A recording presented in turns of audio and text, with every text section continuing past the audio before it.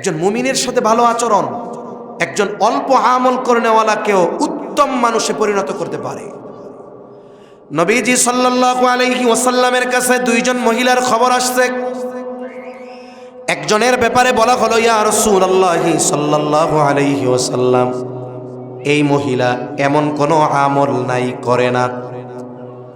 ফরজ ওয়াজিব সুন্নাতে মুআক্কাদা নফল আওয়াবিন ইশরাক চাষ তাহাজ্জুদের সালাত দৈনিক সকাল সন্ধ্যার যত মামুলাত আছে কোনো কিছু তার বাদ যায় না। যখনই সুযোগ পায় সে জবানে জিকির আছে, সব তার আছে। তবে একটি সমস্যা, কি সমস্যা? সে তার প্রতিবেশীর সাথে একটু খারাপ আচরণ করে। আরেকজন মহিলা যা না করলেই নয় তার বেশি করে না। তার মানে ফরজ ওয়াজিব সুন্নাতে মুআক্কাদা এর বেশি সে করে না। না তসবিহ তাহলিল, না জিকির আসগার, না তাহাজ্জুদ, না আওয়াবিন, না ইশরাক, না আইয়াম বীজের রোজা, না সোমবার বৃহস্পতিবারের রোজা, কোনো নফল আমল তার নাই। শুধু যেটা জরুরি করতে হবে সেটাই করে। তবে হ্যাঁ, সে তার প্রতিবেশীর সাথে ভালো আচরণ করে। ইয়া রাসূলুল্লাহ, এই দুইজন মহিলার মধ্যে কে উত্তম? নবীজি বলেন, যেই মহিলা তার প্রতিবেশীর সাথে ভালো ব্যবহার করে। একজন আবেদা, কোনো ইবাদত ছাড়ে নাই, কিন্তু শুধুমাত্র আরেকজন মুসলমান প্রতিবেশীকে কষ্ট দেওয়ার কারণে ওই ইবাদতটাকে উত্তম বানাতে পারে নাই। ভূমিকম্পর মাত্রা 5.7, উৎপত্তি স্থল নরসিংদী।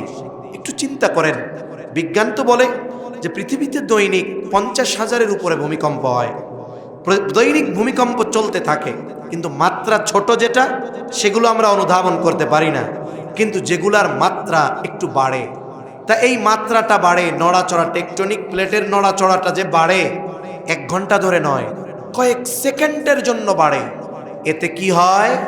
বলে মুহূর্তের ভিতরে বড় বড় উঁচু দেওয়ালগুলো, বিল্ডিংগুলো, বিশেষ করে তুরস্কে তছনছ হয়ে পড়ে গেছে। হাজার হাজার হাজার হাজার মানুষ মারা গেছে, জানমালের ক্ষয়ক্ষতি হয়েছে। এখন বিজ্ঞান বলে সহজ কথায়, এই যে টেকটনিক প্লেটের নড়াচড়া, এটার কারণে ভূমিকম্প হয়। এটা ভূতাত্ত্বিকদের গবেষণা, মেনে নিলাম। তবে এই জমিন যে স্থির না থেকে অস্থির হয় কেন?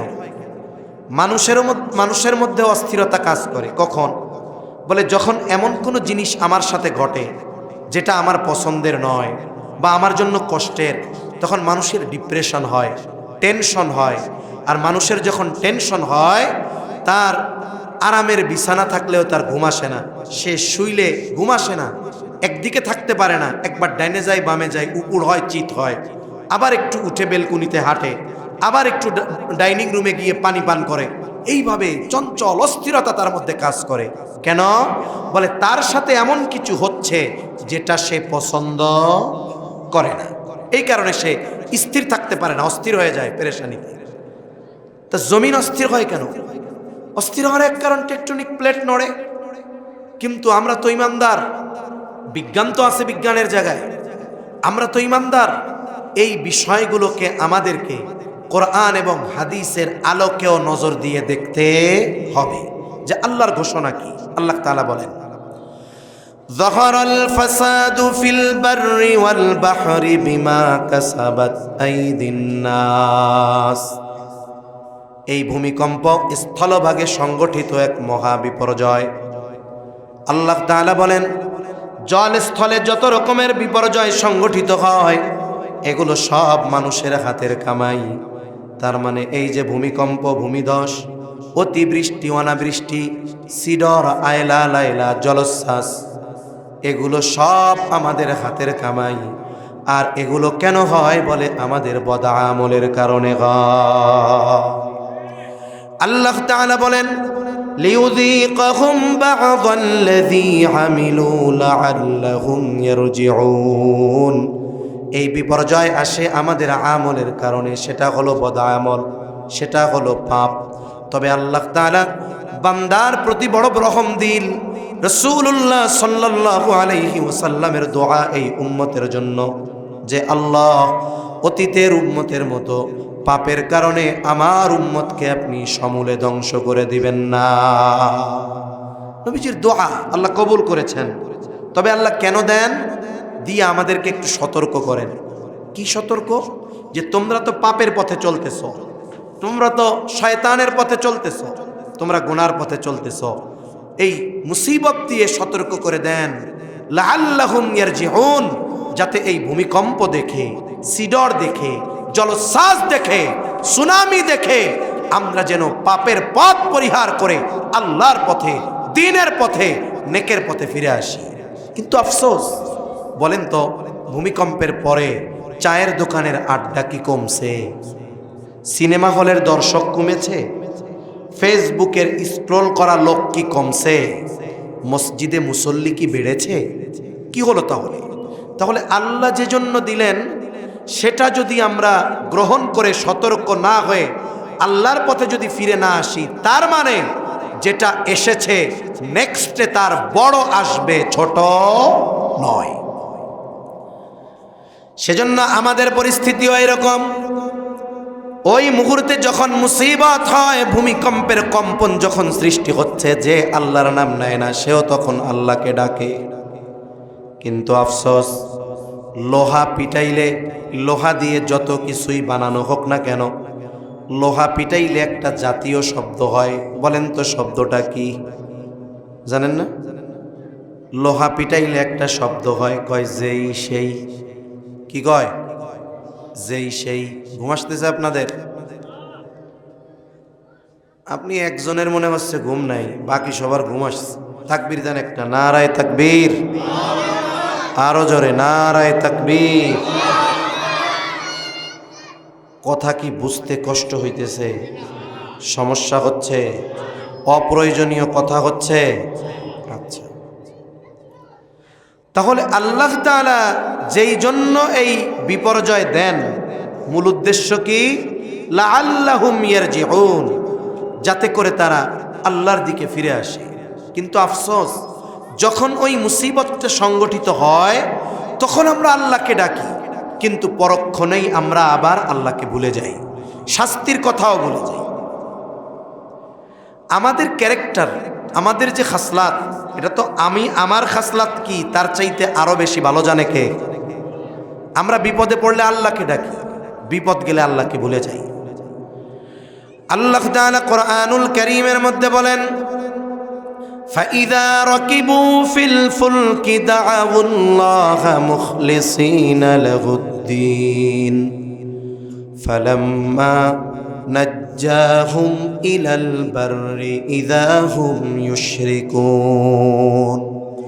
আল্লাহ রাব্বুল আলামিন বলেন, فَإِذَا رَكِبُوا فِي الْفُلْكِ, তারা যখন নৌকায় আরোহণ করে সমুদ্র পথের সফর করে, যদিও আল্লাহ তাআলা সামুদ্রিক সফরের কথা বলেছেন, বলে সফর হতে পারে আকাশ পথে, সফর হতে পারে রেল পথে, সফর হতে পারে সড়ক পথে, সফর যেখানেই হোক না কেন, অনেক সময় সফরকালীন সময় বিপদ আপদ মুসিবতের মুখোমুখি হওয়া লাগে। তবে যেটা জলপথে আর আকাশ পথে, এই মুসিবতটা বেশি করুণ আর বেশি জটিল। কারণ বিশাল বিশাল সমুদ্রের দানব যেই জাহাজগুলো, বিশাল বিশাল এক একটা জাহাজ সমুদ্রের মধ্যে যখন চলে, আর যদি ওই সময় সমুদ্রের মধ্যে ঝড় শুরু হয়ে যায়, সমুদ্রের এক একটা ঢেউ 20-25 তলার সমপরিমাণ উঁচু হয়ে যায়। বলে বাতাসের বেগ অনেক বেশি, স্রোত বেশি, ঢেউ বৃহৎ আকার। বলে ওই সময় নাবিকের ক্ষমতা থাকে না ওই জাহাজকে নিয়ন্ত্রণ করা। যদি ওই ধরনের কোনো জাহাজে কোনো আরোহী থাকে, ওই সুবিশাল ঢেউগুলার মধ্যে ওই সমুদ্রের দানব যেগুলোকে আমরা বলি, ওগুলো কেমন যেন কুচুরি পানার ন্যায় হয়ে যায়, ঠিক কিনা বলেন? তখন মানুষ ডাকে কাকে? জোরে বলেন না, কাকে ডাকে? আল্লাহকে ডাকে। আমার একবার চিটাগাং আসছি ঢাকা থেকে, এপ্রিল মাসে কয়েক বছর আগে। তখন একটা বিমান ছিল, রিজেন্ট এয়ারলাইন্স নাকি এটা ছিল না, এটা এখন ব্যান্ড হয়ে গেছে। ওই রিজেন্ট এয়ারের একটা মোটামুটি বড় বিমান ছিল, ওইটা আমরা উঠছি। ঢাকার আবহাওয়া মোটামুটি ভালো, কিন্তু চিটাগাং আসার সময় আবহাওয়া খারাপ হয়ে গেছে। এত ঝাঁকুনি কাঁপুনি, পাশের থেকে পুরুষেরা মহিলারা কান্নাকাটি শুরু, সব আল্লাহ আল্লাহ আল্লাহ আল্লাহ, আল্লাহর ছাড়া আর কাউরে ডাকে না। কোরআন পড়তেছি, কি করব? কিছু করার আছে আমাদের? কঠিন অবস্থা। তা চট্টগ্রামে আলহামদুলিল্লাহ অকল্পনীয়ভাবে আমরা নামতে পারছি, কোনো মুসিবত হয় নাই। সবাই ডাকছে আল্লাহ। খেয়াল করছি একজনও বাবারে ডাকে নাই, দাদারে ডাকে নাই, চাচারে ডাকে নাই, মারে ডাকে নাই, সব ডাকছে কাকে? আমি কানে শুনতেছি না, আমার সময় একজন বলতেছে আমাদের পাইলট সে খুব দক্ষ, এবং সে যদি দক্ষ হাতে এটাকে কন্ট্রোল না করতো তাহলে আজকে আমাদের বাঁচার উপায় ছিল না। কিন্তু যখন ঝড়ের মধ্যে ছিল ডাকছে কারে? জোরে বলেন কাকে? আল্লাহকে ডাকছে। কয়েকজন বলতেছে খুব এক্সপার্ট, ওনার এক্সপিরিয়েন্স অনেক। অনেক সময় যারা এয়ার হোস্টেস থাকে এরা বলে দেয় না আমাদের সাথে অমুক পাইলট আছেন, এত হাজার ঘন্টা ফ্লাইং এর এক্সপিরিয়েন্স তার আছে। বলে হ্যাঁ উনি এত হাজার ঘন্টা ফ্লাইং করছে, এই এক্সপিরিয়েন্স আজকে এই বিপদ থেকে আমাদের বাঁচাইছে। অথচ যখন বিপদের মধ্যে ছিল ডেকেছে কাকে? জোরে বলেন কাকে? আল্লাহকে ডাকছে। এই কথা আল্লাহ বলেন তো, ফালাম্মা নাজ্জাহুম ইলাল বাররি ইযা হুম ইউশরিকুন। আল্লাহ তাআলা বলেন যখন সমুদ্রের মধ্যে ঝড় শুরু হয়ে যায়, ওই জাহাজের নিয়ন্ত্রণ নেওয়ার ক্ষমতা কারো থাকে না, নাবিক অসহায় হয়ে যায়, কোনো কিছুই কাজে লাগে না। দাউল্লাহ, তখন সবাই ডাকে কাকে? জোরে কন।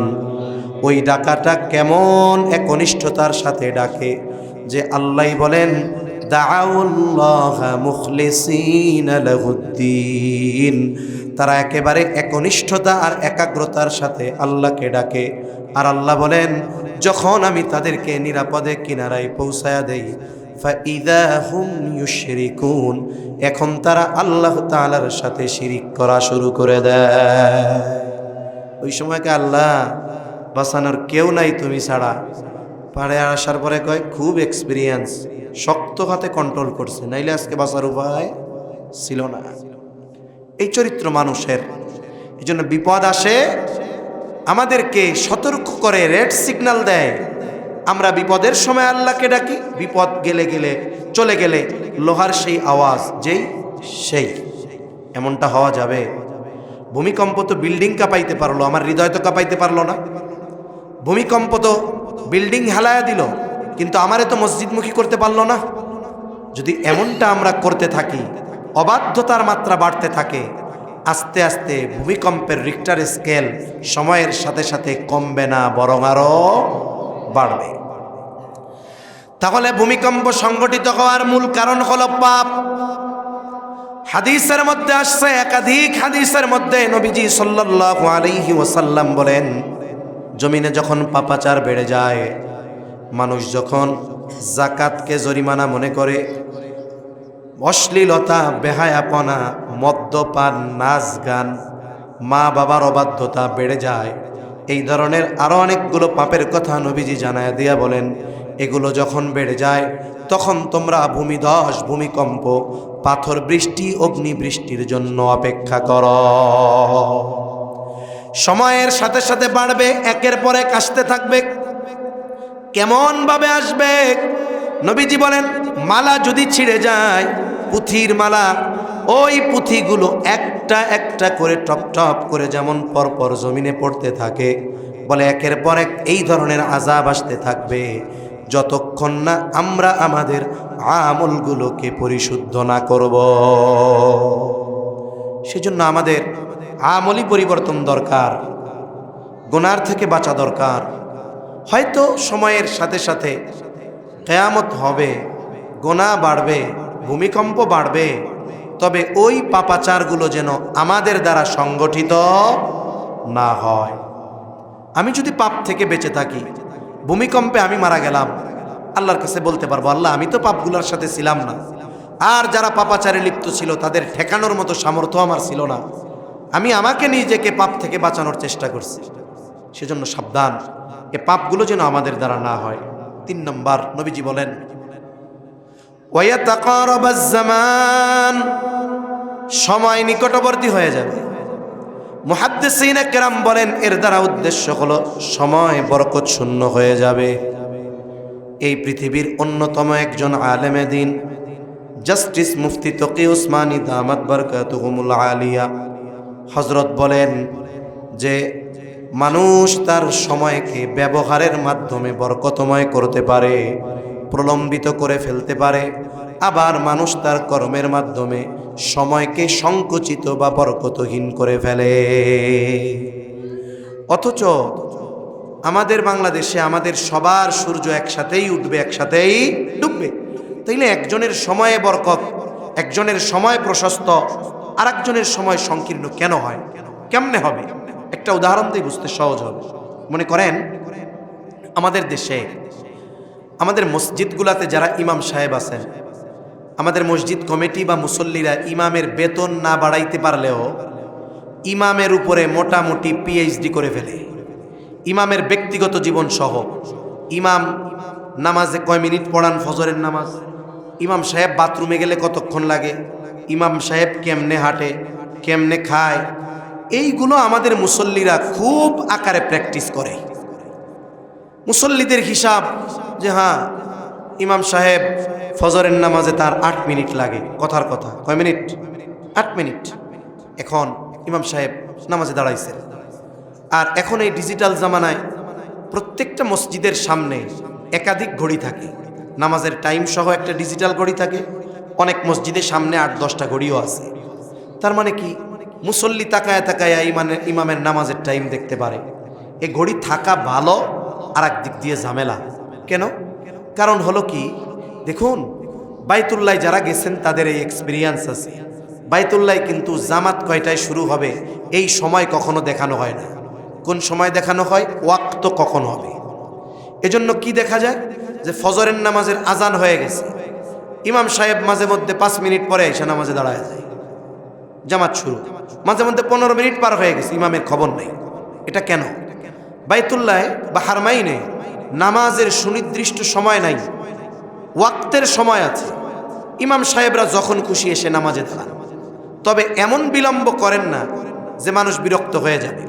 আমরা আমাদের কাজের সুবিধার্থে, সময় বা অন্যান্য বিষয়ের সুবিধার্থে জামাতের একটা সময় আমরা নির্ধারণ করেছি। এটা হারাম না, খারাপও না। তবে বলেন তো, যেই সময়টাতে নামাজ, ইমাম সাহেব কি এই সময়ের 2 মিনিট আগে নামাজ পড়ানোর অধিকার ইমামের নাই? আছে? ঘুমাইতেছেন? কথা কন না কেন? আছে? আমি কবরবাসীর সামনে ওয়াজ করতে পারি না ভাই। আপনারা কি জীবিত? এই 3-4 জন করছেন জীবিত, তাহলে যারা বলতেছে কথাই কয় না, এদেরকে জীবিত বলা যায়? সজাগ আছেন সবাই? তাহলে বলেন তো, ইমাম সাহেব 2 মিনিট আগে, নামাজের সময়ের 2 মিনিট আগে নামাজ পড়ানোর ক্ষমতা, অধিকার, পাওয়ার ইমামের আছে না নাই? 5 মিনিট পরে পড়ানোর ক্ষমতা আছে। কিন্তু আমাদের দেশে কি হয় দেখবেন, ইমাম সাহেব উপস্থিত, যায় নামাজে বসা, ওনারও সামনে গড়িয়েছে, নামাজের সময় হচ্ছে 5টা 15-তে জামাত, কথার কথা। এখন যেই 5টা 14 মিনিট 49 সেকেন্ড হয় ডিজিটাল ঘড়িতে, দেখবেন মুসল্লি সব দাঁড়ায় গেছে। আদবের খেলাফ। কিসের খেলাফ? জোরে বলেন। ইমাম দাঁড়ানোর আগ পর্যন্ত আপনি দাঁড়ানোর কে? এটা মনে রাখতে হবে। তারপরে আমাদের দেশে আছে খুতবা শেষ হওয়ার আগেই ওই যে ফাযকুরুনি আযকুরুকুম, সব মুসল্লির মুখস্থ। যেই বলে ফাযকুরুনি, ওনাকে আর তাকফুরুন পর্যন্ত পৌঁছাইতে দেয় না, সব মুসল্লি দাঁড়ায় যায়। আদবের খেলাফ। এই জন্য মনে রাখতে হবে, ইমামের অধিকার আছে দাঁড়ানো। তাই এটা মধ্য দিয়ে একটা কথা বললাম আর কি। ইমাম সাহেব নামাজ শুরু করছেন 5টা 40-এ ফজরের নামাজ। মুসল্লির হিসাব যে উনি 5টা 40-এ নামাজ যখন শুরু করবে, 5টা 44-এ উনি প্রথম রুকুতে যাবে। ইমাম সাহেব চিন্তা করছে আগামীকাল শুক্রবার, অফিস টফিস সব বন্ধ, তাইলে আজকে একটু লম্বা সূরা পড়ি। অন্যদিন 1 পৃষ্ঠা পড়তেন, আজকে উনি 2 পৃষ্ঠার একটা সূরা পুরা পড়ার নিয়ত করছে। এখন 5টা 44 বেজে 45, এখনো ইমাম সাহেব রুকুতে যায় না। আমাদের দেশে ইমামকে সিগন্যাল দেওয়ার একটা, মানে ইমামকে সতর্ক করার একটা জাতীয় সিগন্যাল আছে। কি বলেন তো সেই সিগন্যাল? একেবারে সেন্ট মার্টিন থেকে নিয়ে তেঁতুলিয়া 0 পয়েন্ট, এই বাংলাদেশের ভূখণ্ডে ছোট্ট একটা দেশ, ভাষার কত তারতম্য। একেবারে ওই কর্নারের ভাষা আমাদের ওই কর্নারের মানুষ বুঝে না, কিন্তু আলহামদুলিল্লাহ মাশাআল্লাহ এই সিগন্যালটা সারা দেশে একরকম। যেই ৪৫ বাজছে পেছন থেকে একজন ৪৬ বাজছে, এবার ওনারে অনুসরণ কইরা ইমামের ইক্তেদা বাদ দিয়া পেছন থেকে আরো ৫-৬ জনে শুরু করছে কাশি। ইমাম সাহেব চিন্তা করে, যে রোগে ধরছে আমাকে কোন সময় ধরে ঠিক নাই। আল্লাহু আকবার। এখন ফজরের নামাজে অন্যদিন ৮ মিনিট লাগতো, আজকে মনে করেন ৪ মিনিট বেশি লাগছে। কয় মিনিট? জোরে বলেন, কয় মিনিট? এই ৪ মিনিট কি হইছে জানেন? এই ৪ মিনিট আমরা ছিলাম ঈমানের পরে সবচাইতে গুরুত্বপূর্ণ ইবাদতের মধ্যে।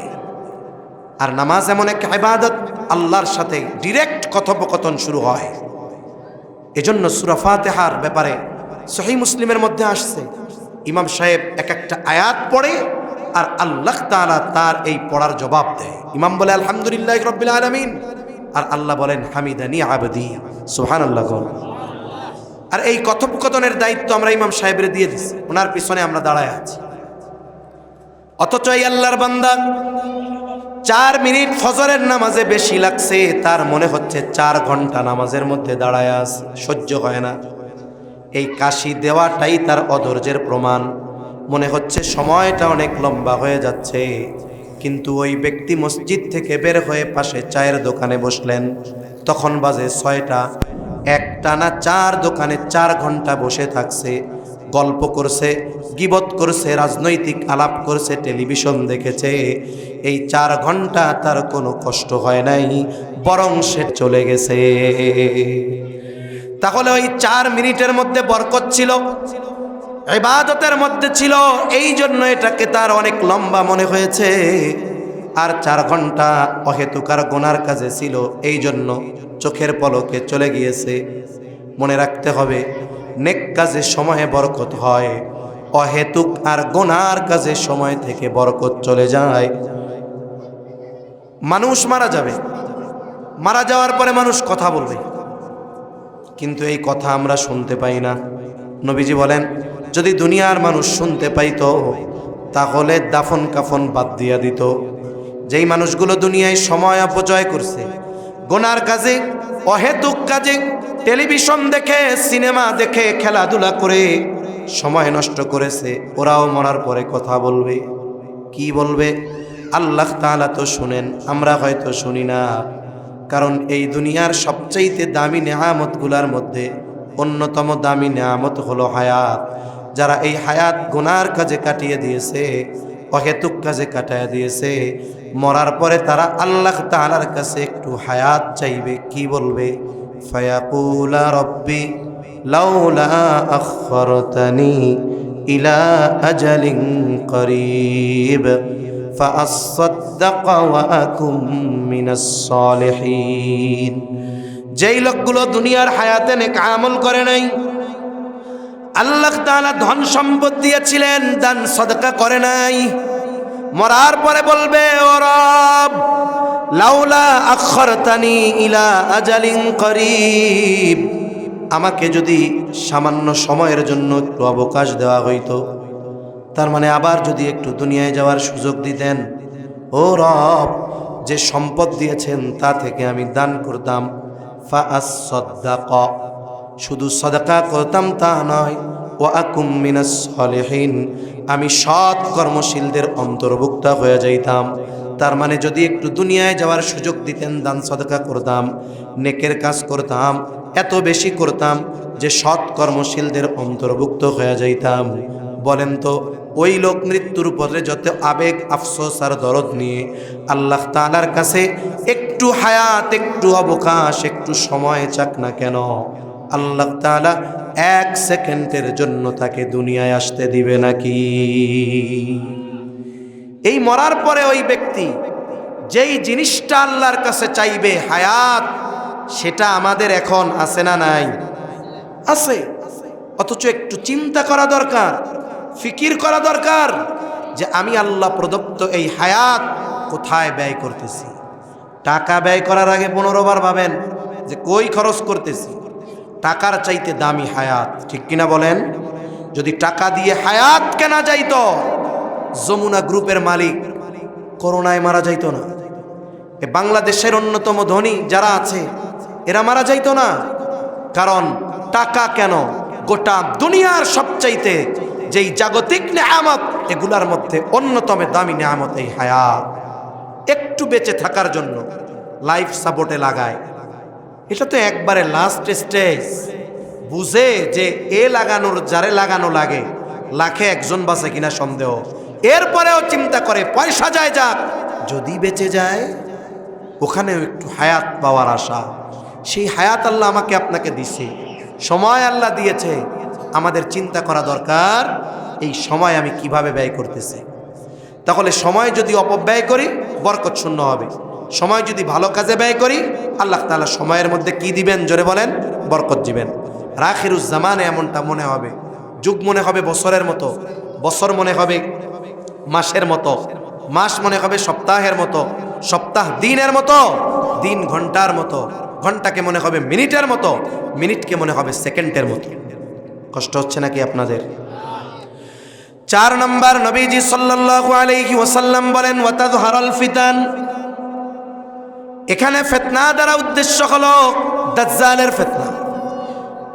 এই উম্মতের জন্য সবচাইতে বড় ফিতনা হলো দাজ্জালের ফিতনা। নবীজি উম্মতের প্রতি বড় রকম দিল, এই ফিতনা থেকে উম্মত যেন হেফাজতে থাকতে পারে, এই জন্য নবীজি আমল শিখিয়ে দিয়েছেন। সেই আমলের নাম হলো সূরা কাহাফ।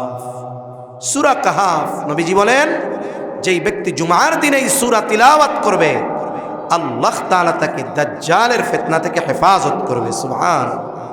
পুরা সূরা পারে না, অন্য বর্ণনায় আসছে 10 আয়াত। কয় আয়াত? 10 আয়াত। প্রথম 10টা আয়াত জুমার দিন পড়েন। যে কোরআন শরীফ তাড়াতাড়ি পড়তে পারে না, হাফেজ না, সর্বোচ্চ 5 মিনিট লাগবে। যদি তাও না পারেন, আপনি আপনার মসজিদের ইমাম সাহেবকে বলেন যে হুজুর, জুমার দিন তো এই একটা গুরুত্বপূর্ণ আমল আছে, তা আপনি একটু আমাদের সূরা কাহাফের 10 আয়াত তিলাওয়াত করে শোনান। কোনো মসজিদের কোনো ইমাম বা খতিব এ কথা বলবে না যে পারবো না, বলবে, বরং সে সপ্রাণোদিত হয়ে আনন্দিত হবে যে না, আমার মুসল্লিরা আমলের ব্যাপারে কতটা সতর্ক, আগ্রহের সাথে সে শোনাবে। আর আমি আপনি শুনতে শুনতে দেখা যাবে কয়েক মাস পর ওই 10 আয়াতের হাফেজ হয়ে যাওয়া যাবে। এই আমলের কত পাওয়ার। বুজুর্গানে দিন বলেন দাজ্জাল হঠাৎ করে আসবে না, দাজ্জাল আগমনের একটা প্রেক্ষাপট তৈরি হবে। এর আগে একের পর এক এই উম্মতের উপরে ফিতনা আসতে থাকবে, সত্য নির্ণয় করা কঠিন হবে, হক বাতিল চেনা কঠিন হয়ে যাবে। এই সময়গুলোতেও যারা সূরা কাহাফের আমল করবে, বুজুর্গানে দিন বলেন যেই আমলের পাওয়ার এত যে দাজ্জালের ফিতনা থেকে হেফাজত করবে, যেই আমল আশা করা যায়, এই আমলে যারা অভ্যস্ত হবে, দাজ্জাল আগমনের আগে যত ফিতনা আসবে এই আমলের বরকতে আশা করা যায় আল্লাহ তাআলা ওই সমস্ত ফিতনা থেকে আমলকারীকে হেফাজত করবে। 5 নম্বর, নবীজি সাল্লাল্লাহু আলাইহি ওয়াসাল্লাম বলেন ওয়াতাকসুরাল হারাজ, হত্যাকাণ্ড বেড়ে যাবে। সাহাবা একরাম প্রশ্ন করে, সাহাবা একরাম জিজ্ঞাসা করেন, ইয়া রাসূলুল্লাহ, আমরা তো প্রতি বছর যুদ্ধের ময়দানে হাজারো মুশরিকদের হত্যা করি, এটা কি হারজ? নবীজি সাল্লাল্লাহু আলাইহি ওয়াসাল্লাম বলেন এটা হারজ নয়। হারজ কি? হারজের পরিচয় বলা হয় ওয়াহুয়াল কাতলুল কাতাল, পারস্পরিক কাণ্ড। নবীজি বলেন হারজ হলো পারস্পরিক হত্যাকাণ্ড, যেটা সংগঠিত হবে মুসলমানদের মধ্যে, মুসলমানদের দ্বারা। নবীজি বলেন প্রতিবেশী প্রতিবেশীকে হত্যা করবে, চাচা ভাতিজাকে হত্যা করবে, মামা ভাগিনাকে হত্যা করবে। এইভাবে মুসলমানদের মধ্যে পারস্পরিক হত্যাকাণ্ড বেড়ে যাবে। প্রতিবেশী প্রতিবেশীকে হত্যা করবে। এক হাদিসের মধ্যে আসছে, নবীজি বলেন ততক্ষণ পর্যন্ত কিয়ামত সংগঠিত হবে না। আলহামদুলিল্লাহ, ততক্ষণ পর্যন্ত কিয়ামত সংগঠিত হবে না যতক্ষণ না প্রতিবেশী প্রতিবেশীকে হত্যা করবে। একটা বিষয় খুব সেনসিটিভ। আমাদের দেশে শহরের খবর আমরা জানি না, কম জানি। গ্রামের মধ্যে প্রতিবেশীর সাথে ইসলাম বলছে সবচাইতে ভালো সম্পর্ক রাখতে, অথচ সবচাইতে খারাপ সম্পর্ক প্রতিবেশীর সাথে, বিশেষ করে বাড়ির সীমানা নিয়ে দ্বন্দ্ব। এ বলে তোর মধ্যে আমার 5 হাত, ও বলে তোর মধ্যে আমার 15 হাত। এই সমস্যা আছে নাকি আপনাদের? সব জায়গায় কম বেশি আছে। অথচ প্রতিবেশীর সাথে কেমন আচরণ দরকার ছিল। এক হাদিসে প্রতিবেশীর হকের ব্যাপারে হাদিস আসছে, নবীজি বলেন, আউসিনি জিবরিলু বিল জার হাত্তা যানানতু আন্নাহু সাইওয়ারিসাহু। নবীজি বলেন, জিবরাইল আলাইহিস সালাম আমাকে প্রতিবেশীর ব্যাপারে এতটা গুরুত্ব দিচ্ছিল, হকের ব্যাপারে এতটা তাকিদ দিচ্ছিল, আমি মনে করেছিলাম হয়তো প্রতিবেশীকে ওয়ারিশ বানায়া দেওয়া হবে। সন্তান যেমন ওয়ারিশ, সম্পদের একটা অংশ সে পায়, অনুরূপভাবে হয়তো প্রতিবেশীকেও একটা সম্পদের মালিকানা আল্লাহ দিয়ে দিবে। অথচ এই প্রতিবেশীর সাথে আমরা কত খারাপ আচরণ করি, অসৎ আচরণ করি। নবীজি বলেন, কিয়ামত ততক্ষণ সংগঠিত হবে না যতক্ষণ না প্রতিবেশীকে হত্যা না করবে। তাহলে হারস কি? মুসলমানদের অভ্যন্তরীণ হত্যাকাণ্ড বাড়বে। আমরা অনেক সময় আফসোস করি, বলি যে গোটা পৃথিবীতে মুসলমান মাজলুম, গোটা পৃথিবীতে কি মুসলমানেরা মাজলুম। এটা সত্য কথা। এরপরেও এটাও সত্য কথা যে দৈনিক যদি কাফেররা 100 মুসলমান হত্যা, কথার কথা, দৈনিক যদি কাফেররা 100 মুসলমান হত্যা করে, তাহলে গোটা পৃথিবীতে দৈনিক মুসলমানদের দ্বারা মুসলমান কোনো না কোনো কারণে হত্যাকাণ্ডের শিকার হয়, এটার সংখ্যা মিনিমাম 10 গুণ হবে, মিনিমাম 1000 হবে। তাহলে বলেন, আমাদের মুসলমানদের হত্যা কারা করে, কাফেররা না মুসলমানরা?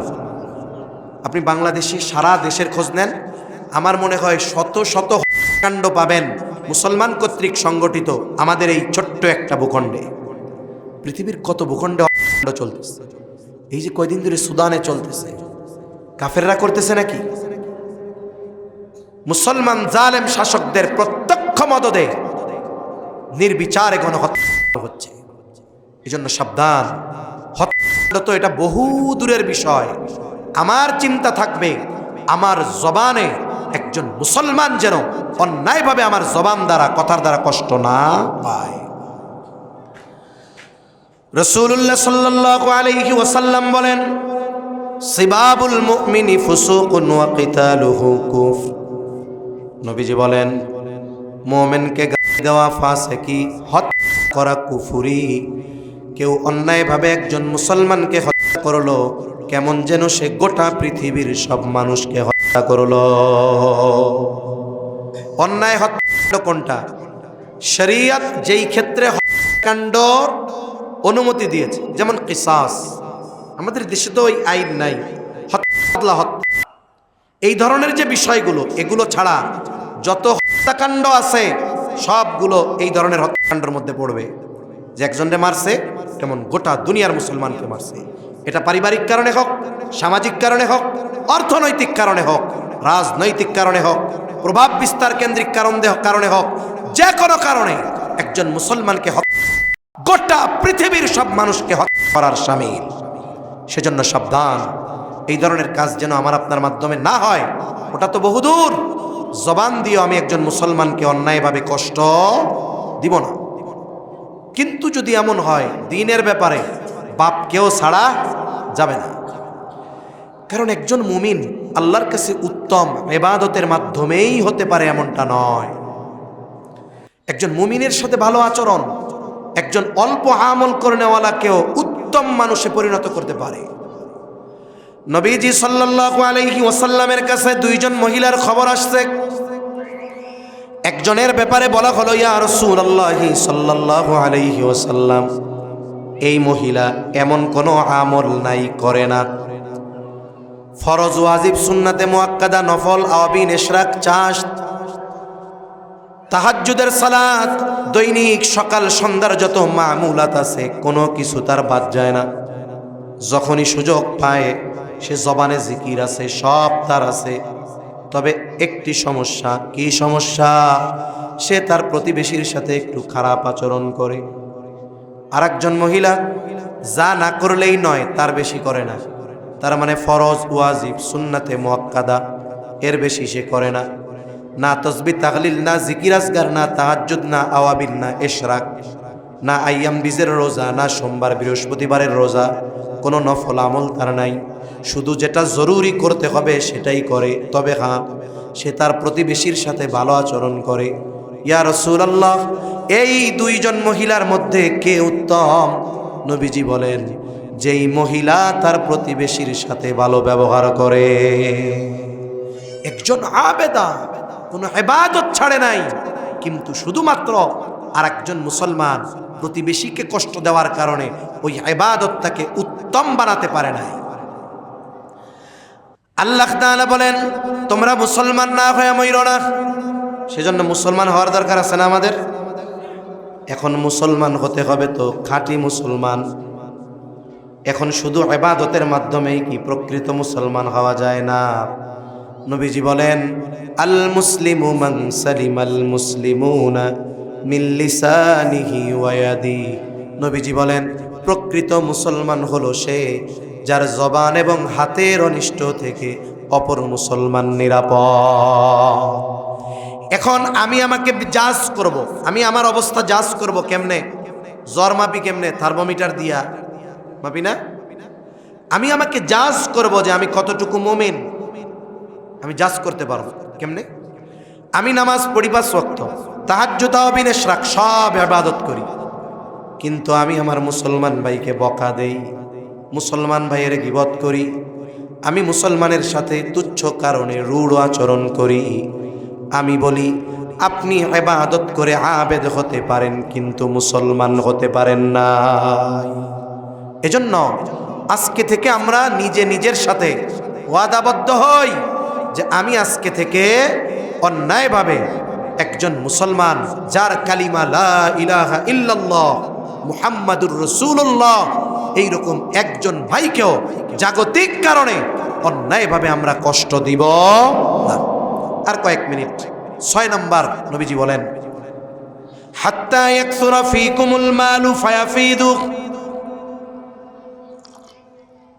নবীজি সাল্লাল্লাহু আলাইহি ওয়াসাল্লাম বলেন, ততক্ষণ পর্যন্ত কিয়ামত সংগঠিত হবে না যতক্ষণ না মানুষের মাল সম্পদ উপচিয়ে না পড়বে।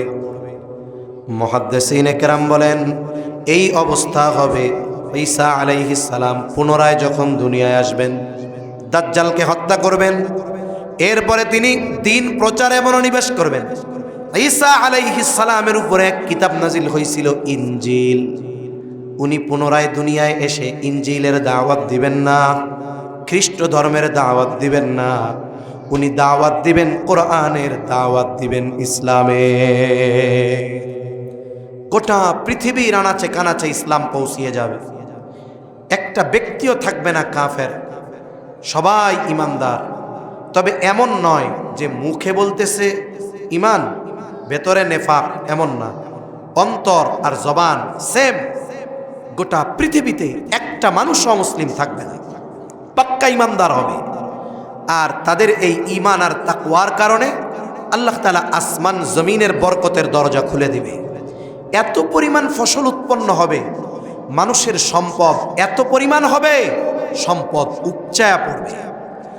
মানুষের মন চাইবে, আহারে যদি একটু সাদাকা করতে পারতাম, যদি একটু দান করতে পারতাম। কিন্তু আফসোস, ইচ্ছা করবে ঠিক, কিন্তু গোটা দুনিয়া খুঁজে সাদাকা নেওয়ার মতো একজন মানুষও পাওয়া যাবে না। নবীজি সাল্লাল্লাহু আলাইহি ওয়াসাল্লাম বলেন, এই 6টা বিষয় যতক্ষণ সংগঠিত না হবে ততক্ষণ কিয়ামত সংগঠিত হবে না।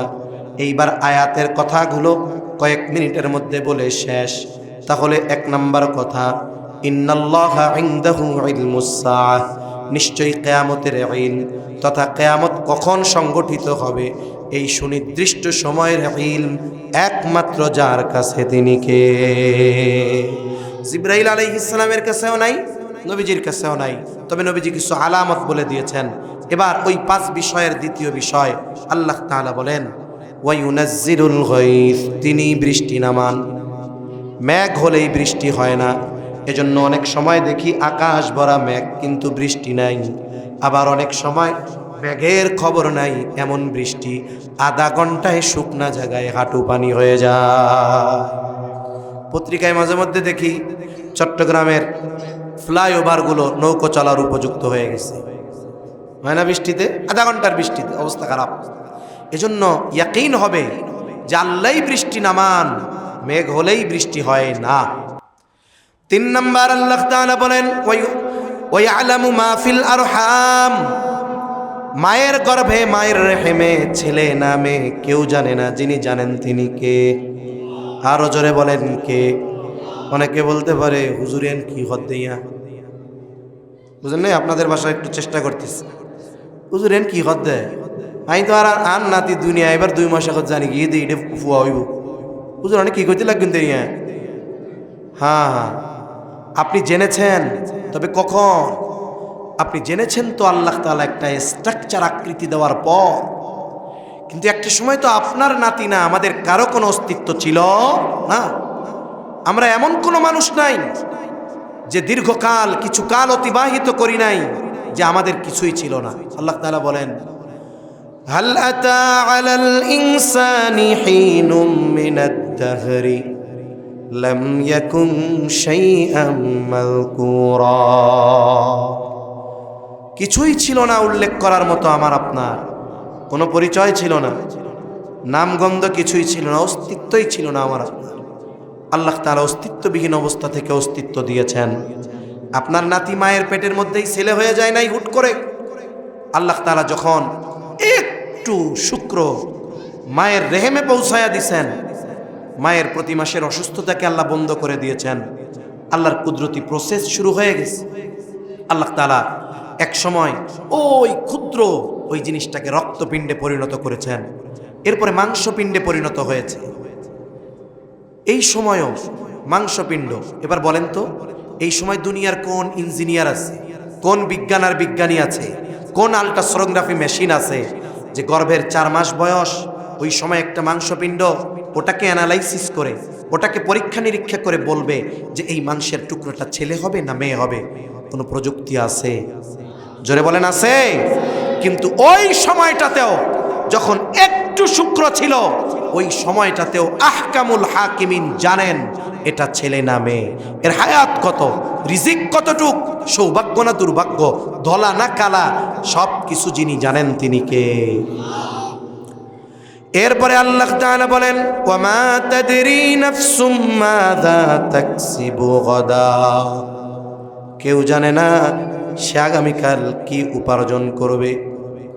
সাধারণত মানুষের 2টা অবস্থা হয়, একটা হলো তার সম্পদ, সুস্থতা, পদ পদবি, সম্মান সব আছে দুনিয়ায়, আল্লাহ তাআলার পক্ষ থেকে নেয়ামত, এটা যার আছে তার হওয়া দরকার ছিল শাকের, ক্ষমতা আছে, টাকা পয়সা আছে, সুস্থতা আছে, পদ পদবি আছে, তাহলে এই ব্যক্তির শাকের হওয়া দরকার ছিল, মানে শুকরগুজার। এই নিয়ামতগুলা দিছে কে? সে কি করবে তাইলে? শুকরিয়া করবে। কি করবে? শুকর করবে। কিন্তু আফসোস অধিকাংশ মানুষ এর ব্যতিক্রম, যার আছে সে শুকর না কইরা অধিকাংশ করে ফখর, অহংকার করে, আরেকজনকে তুচ্ছ তাচ্ছিল্য করে, ওই প্রভাবকে কাজে লাগিয়ে অন্যকে কষ্ট দেয়। এ হলো এক অবস্থা। দ্বিতীয় অবস্থা, মানুষ কষ্টে থাকে। মানুষ যখন কষ্ট মুসিবতে থাকে তখন কি করবে? সবর। কি করবে? জোরে বলেন। সবর। ওই মুসিবতে সে আল্লাহর কাছে দোয়া করবে। কিন্তু মানুষ কি করে? হতাশ হয়ে যায়। হতাশ হয়ে কি বলে?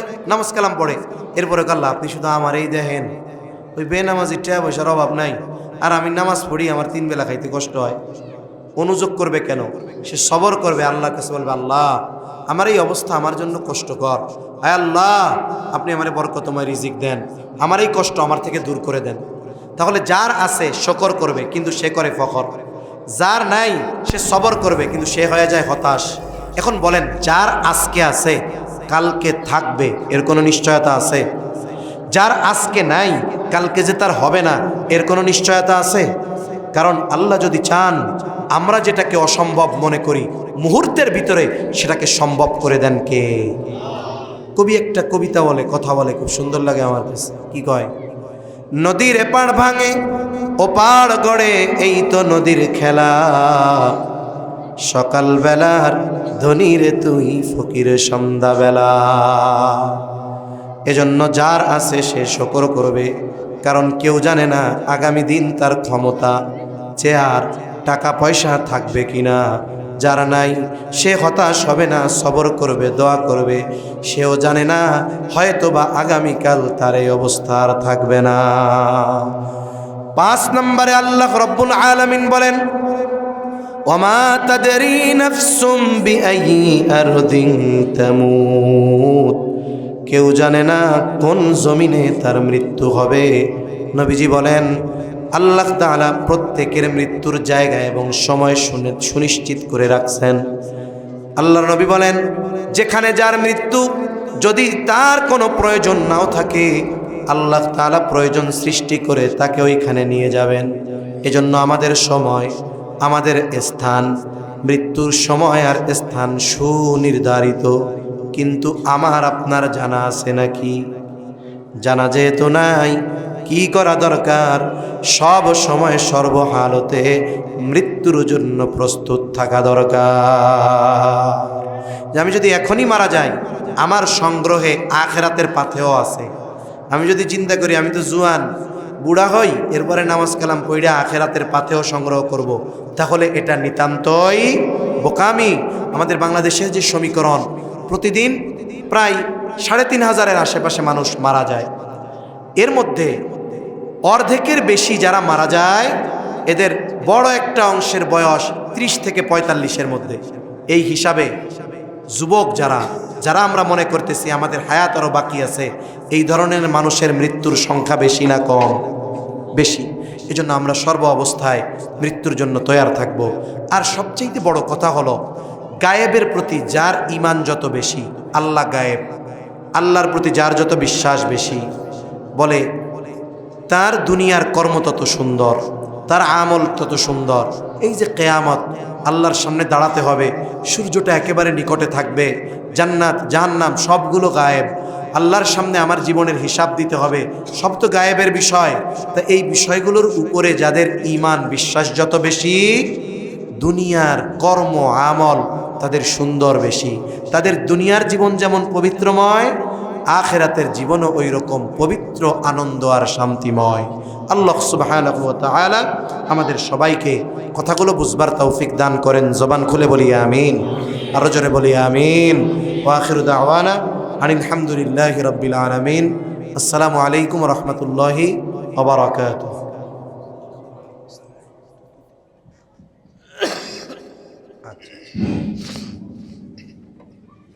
আলহামদুলিল্লাহ, সম্মানিত উপস্থিতি, এতক্ষণ ধরে আমরা মন্ত্রমুগ্ধ হয়ে অত্যন্ত চমৎকার ভাবে ধৈর্য সহকারে